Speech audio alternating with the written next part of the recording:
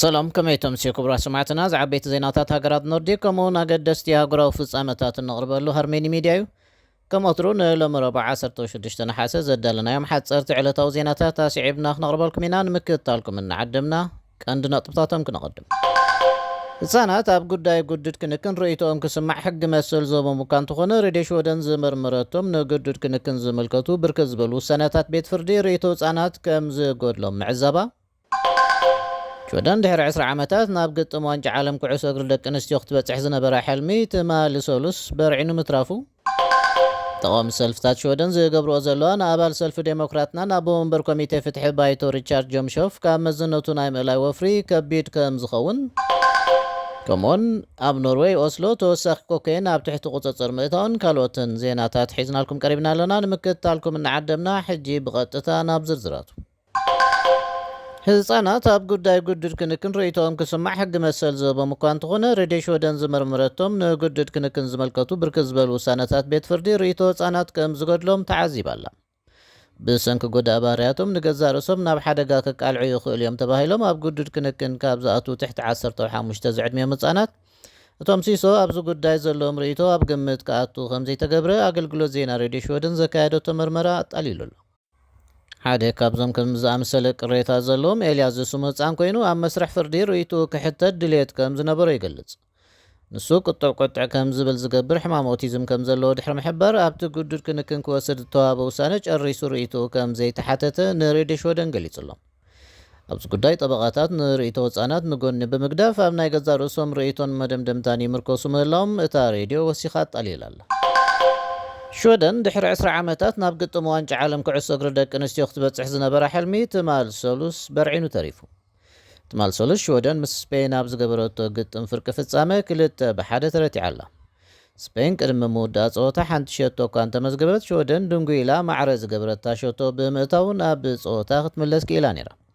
እንተኾነ ግና ንዊሕ ከፀንሐት ሃገራዊት ጋንታ ደቂ ኣንስትዮ ስፔን ነታ ወሳኒት ካልኦት ሸቶ ብምምዝጋብ ነቲ ፀወታ ብዓወት ዛዚማቶላ። ኣብዚ ፀወታ ብወገን ሾደን ናብ ዋንጫ ንምብፃሕ ዓብዪ ወንን ህንጥዩነትን ከም ዝነበረ ዝገለጸ ጋዜጠኛ ሰደቓ ስፖርት ሬድዮ ወደን ዊልያም ዋልደፍቶት ኣብዚ ሕጂ እዋን ኣብ ክፍሊ መልበሲ ጋንታ ደቂ ኣንስትዮ ብዙሕ ብስጭት ምህላው ንምግማት ኣየሸግርን ክብል ወሲኹ ንሬድዮ ወደን ሓቢሩ ኣሎ። ሾደን ተወሳኺ ፓኬጅ ሓገዝ ናብ ዩክሬን ክትሰድድ ውጥን ከም ዘለዋ ሚኒስተር ምክልኻል ሾደን ፖል ጆንሰን ሎሚ ረቡዕ ገሊጹ። ደገፍ ተተኮስትን መለዋወጢ ኣቑሑ ኣፅዋርን ተሽከርከርትን ዘጠቓልል ኮይኑ ብድምር ኣስታ 3.4 ቢልዮን ክሮና ዝግመት እዩ። እዚ ናይ ሕጂ ሓዊስካ ሾደን ናብ ዩክሬን ዝሰደደቶ ፓኬጅ ሓገዝ መበል 13 በፂሑ ኣሎ። ኣብ ዝሓለፈ ወርሒ ሓምለ ዝቕባበ ዋጋታት ምንም ለውጢ ከም ዘይረኣየ ካብ ስታቲስቲክስ ሾደን ዝተረኽበ ሓድሽ ኣሃዝ ኣመልኪቱ። ኣብ ወርሒ ሓምለ መጠን ዝቕባበ ዋጋታት 6.4 ሜታዊት ከም ዝነበረ ሲፒኤፍኣይ ዝበሃል ንዋጋታት ትሕጃ ልቓሕ ከም ረቑሕ ዘይእቱ መዐቀኒ ሓቢሩ ኣሎ። ዋሃቢ ርእይቶ ቁጠባ ሾደን ክርስቲያን ኦስትሮም ማእከላይ ባንክ ሾደን ሪክስ ባንክ ነዚ ኩነታት ኣብ ግምት ምእታው ኣብ ዝመፅእ መስከረም ነቲ ቀንዲ ወለዱ ብ0.25 ሜታዊት ከልዕሎ ተኽእሎ ከም ዘሎ ኣሚቱሎ። ብዓልመዚ ክሊማ ሾደን ኤስኤምኤችኣይ ኣብ ሰፊሕ ደቡባዊ ክፋላት ሃገር ብርቱዕ ዝናብ ክሃርም ከም ዝኽእል ብምትንባይ ብጫ መጠንቀቕታ ኣውፂኡሎም። እዚ መጠንቀቕታ ንጋቭለ፣ ቦራስ፣ ሶንሾፒን፣ ሊንሾፒንን ካልኦት ሰፊሕ ክፋል ማእከላይ ሾደንን ዘጠቓለል እዩ። እዚ ዝናብ ብብርቱዕ ነጎዳ ክስነ ከም ዝኽእል እቲ በዓል መዚ ወሲኹ ኣተሓሳሲቡሎ። ተቃዋምቲ ሰልፍታት ሾደን ዝገብርዎ ዘለዋ ንኣባል ሰልፊ ዴሞክራትና ናብ ወንበር ኮሚቴ ፍትሒ ባይቶን ሪቻርድ ጆምሾፍ ካብ መዝነቱ ናይ ምእላይ ወፍሪ ከቢድ ከም ዝኸውን ተገሊጹ። ኩሎም ኣብ መንግስቲ ዘለዉ ውድባትን ሰልፊ ዴሞክራትናን ነቲ ተቃዋምቲ ጉዳይ ጆምሾፍ ድምፂ ክወሃቦ ዘቕረብኦ ሕቶ ነፂጎም ኣለዉ። እቶም ተቃዋምቲ ሰልፍታት ጆምሾፍ ብዛዕባ እስልምና ጽልእ ዝመልኦ መልእኽቲ ዝርግሕ ምህላው ንሾደን ኣብ ሓደጋ ዘእቱ እዩ ብምባልዮም ካብ መዝነቱ ክወርድ ሕቶ ኣቕሪቦም ዘለዉ። ይኹን እምበር ኣባል ባይቶ ሞደራትና ሉዊስ ሜጀር ንጠለብ ተቃዋምቲ ተራ ፖለቲካዊ ምትልላኽ ክብል ኣዋዲቕዎ ኣሎ። ሰራሕተኛታት ናይቲ ኣብ ኦስሎ ዝርከብ ኣምጻእ ፍረታት ኣብዚ ሓጋይ ኣብ ውሽጢ ሳጹናት ባናና ዝተሓበ ኮኬይን ዝተባህለ ዕፀ ፋርስ ከም ዝረኸቡ ገሊፆም። ነዚ ሓዊስካ ኣብዚ ዓመት እዚ ኣብ ትሕቲ ቁፅፅር ፖሊስ ዝኣተወ ኮኬይን ልዕሊ 2 ቶም በፂሑ ኣሎ። ኣገልግሎት ዜና ኤንቲቢ ኣብ ዝሓለፈ ወርሒ ኣብ ኖርዌይ ዝተታሕዘ ዕፀ ፋርስ ኣስታት 600 ኪሎ ከም ዝበፅሕ ሓቢሩ። ፖሊስ ኦስሎ ነዚ ኣብ ትሕቲ ቁፅፅር ኣትዩ ዘሎ ዕፀፋርስ ብዕዳጋ ጎደና እንተዝትመን ኣማይት ሚልዮን ክሮና ከውፅእ ከም ዝኽእል ኣመልኪቶም ፖሊስ ድሕሪ እቲ ኣቐዲሙ ኣብ ወርሒ መጋቢትን ሚያዝያን ኣብ ትሕቲ ቁፅፅር ዝኣተወ ኮኬን ብጌጋ ካብ ደቡብ ኣሜሪካ ናብ ኖርዌይ ከም ዝተላከ ቀንዲ መዓልብኡ ግና ካልኦት ከተማታት ኤውሮጳ ምንባርን ግምቶም ኣቐሚጦም ኣለዉ ኣብዚ ዓመት እዚ ኮኬን ዝጥቀሙ ኖርዌጃን ብፍላይ ድማ ሃብታማት ብቁፅሪ እናወስኹ ምምፆም ኣብ ድግሳትን ጽምብል ምረቓ ካልኣይ ደረጃ ትምህርትን ኮኬን ምጥቃም እናተለምደ ይመጽእ ምህላው ጸብጻባት የመልክቱ ኣብ ቀውዒ ኣብ ፊንላንድ ሄልሲንኪ ዝካየድ ምሸታዊ ናይ ምልእቲ ወርሒ ውድድራት ምሕንባስ ጀሚሩ ነዚ ውድድር መሳጢ ካብ ዝገብርዎ መሰነይታታት ጸልማት ምሸት ዝውላዕ ሽግን ምስኡ ዝኸይድ ሙዚቃን እዮም ኩምፑላ ሙንሊት ዝመጽእ ዓርቢ 18 ነሓሰ ኦይማ ስታድዮን ሞንሊት ከዓ ኣብ 8 መስከረም ክስዕቡ እዮም ብርሃን መዓልቲ ጠፊኡ ብርሃን ወርሒ እናተክአ ምስ መፀ እቶም ናይ ደገ መሐንበሲ ማእከላት ኣዝዩ ሰሓባዊ ከም ዝዓስሎም ዝፍለጥ እዩ እቶም ናይ ደገ መሐንበስታት ኣብቲ ብወርሒ ዝበረ ናይ ምሕንባስ ውድድራት ክሳብ ሰዓት 11 ድሕሪ ቀትሪ ንበጻሕቲ ክፉታት ክኾኑ እዮም እቲ ናይ ምሕንባስ ግዜ ሰዓት 11 ፈረቓን ድሕሪ ቀትሪ ዝዛዘም ኮይኑ 15 ተወሰኽቲ ደቂቕ ንመሕፀብን ምቕያርን ክምደብ እዩ ትኾነ ግና ኩሎም በጻሕቲ ክሳብ ፍርቂ ለይቲ ካብቲ ቀፅሪ ከም ዝወፁ ክግበር እዩ ንብስራት ኣብ ሰሜን ኤውሮጳ ዝመደበሩ ትራንስፈር ጋላክሲ ናይ ነዊሕ ዓመታት ልምዲ ኣብ ዲጂታላዊ መፍትሒ ናይ ሓዋላ ወይ ከዓ ዝውውር ገንዘብ ዘተኣታተወ ትካል ኮይኑ ሕጂ ድማ ጠለብ ዓማዊሉ ንምምላእ ካብ ሙሉእ ኤውሮጳ ናብ ኤርትራ እውን ገንዘብ ክትልእክሉ እትኽእሉ ቅልል ዝበለ መስርሕ ፈጢሩልኩም ኣሎ እዚ ስርሒት እዚ ነቲ ኣብ ኤውሮጳ ዝርከብ ማሕበረሰብ ኤርትራ ኣብ ዓዱ ንዝርከብ ስድራ ቤቱ ንምድጋፍ ዝጽዕር ዓብ እፎይታ ዝህብ እዩ ትራንስፈር ጋላክሲ ንተጠቀምቲ ምቹእ ዝኾነ ኣፕ ኣዳልዩ ካብ ዝኾነ ቦታ ኤውሮጳ ብዲጂታላዊ ኣገባብ ገንዘብ ብምልኣኽ መቕረብኩም ናብ ሂምቦል ብምኻድ ገንዘቦም ክርከቡ ከም ዝኽእሉ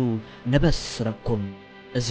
ብፍሉጣት ቨምፐር ካፒታሊስትን ባንከኛታትን ዝድገፍ ሕጋውን ውሑስን ዘተኣማምንን ናይ ሓዋላ ኣገባብ ንዘለና ልዑል ተመክሮ ምትሕልላፍ ገንዘብ ምስክር እዩ ሕጂ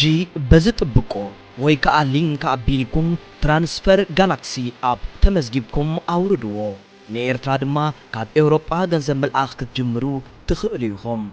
ብተወሳኺ ትራንስፈር ጋላክሲ ብትግርኛ ድጋፍ ንዓማዊሉ ከም ዝህብ ነበስረኩም ንዝያዳ ሓበሬታ ወይ ድማ ንሓገዝ ወይ እውን ሕቶታት ምዝህልወኩም ብቁፅሪ ስልኪ 00 46 7 10 71 21 69 ተወከሱና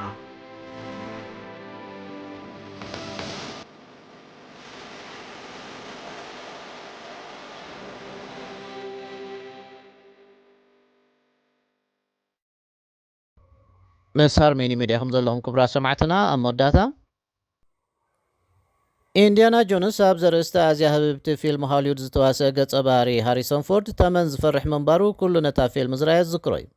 ትኾነ ግና ኣብ ዝቐረበ እዋን እተረኽበ ዓሌት ተመን ሃሪሶን ፎርድ ተባሂሉ ክስመ ተወሲኑሎ እዚ ኣብ ሃገረ ፔሩ ዝተረኽበ ሓድሽ ዓሌት ተመን እቲ ተዋሳኣይ ንዕቀበ ከባቢ ዝገበሮ ፃዕሪ ኣብ ግምት ብምእታው ኮሞሳ ታኪመኒዮድስ ሃሪሶን ፎርድ ተባሂሉ ተሰይሙሎ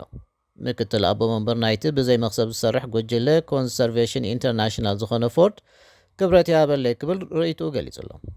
ተዋሳይ ብዘይካዚ ብሽሙ ዝፅውዑ ፃፀን ሓሸራን እውን ከም ዘለዎ ዝፍለጥ እዩ ፎርድ ንኮንሰርቬሽን ኢንተርናሽናል ኣብዛባ ሓበሬታ እዞም ተመራመርቲ ንህፃናት ዘፍርሑ እንስሳታት እናመረፁ ብኣይ ዝስይሙ ዘለዉ እንታይ ኮይኖም እዮም ኣይተረዳእንን ክብል ድሕሪ ምውዛይ ኣትማን ከም ዝፈቱ ወሲኹ ተዛሪቡ ዝተረኽቦ ሓድሽ ዓለት ተመን ብዛዕባ ዱርን ጣሻን ዓለምና ገና ብዙሕ ክንማር ከም ዘለና ብሓፈሻ ደቂ ሰባት ድማ ሓደ ንእሽቶ ክፋል ናይቲ ኣዝዩ ሰፊሕ ስነ ህይወታዊ ዝርግሐ ምዃንና ዘዘኻኽር ኢሉ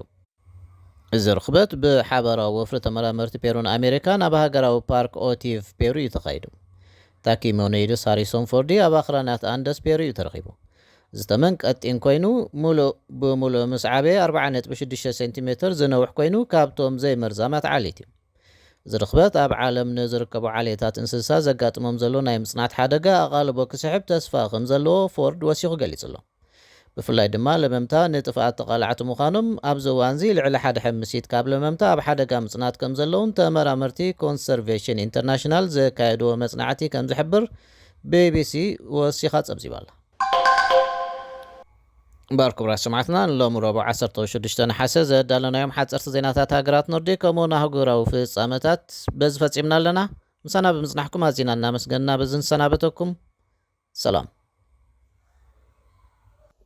ሃርሞኒ ሚድያ ዕለተ ልደት፣ መርዓ፣